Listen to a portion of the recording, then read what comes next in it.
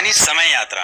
ये एक ऐसा विवादित विषय रहा है जिसे पूरी दुनिया में कई लोग इसे सच मानते हैं तो कई इस पर विश्वास ही नहीं करते।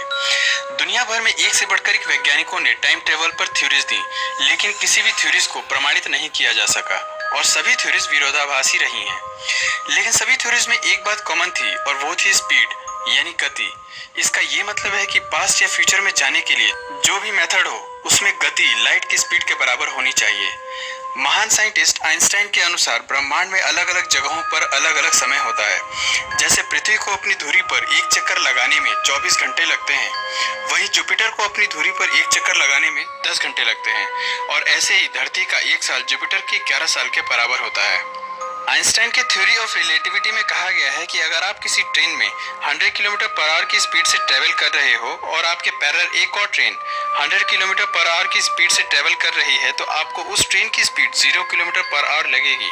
और वहीं अगर आपके विपरीत कोई ट्रेन 100 किलोमीटर पर आवर की स्पीड से चली आ रही है तो आपको उसकी गति 100 × 2 यानी कि 200 किलोमीटर प्रति घंटे लगेगी। लेकिन लाइट की स्पीड में ऐसा नहीं होता है।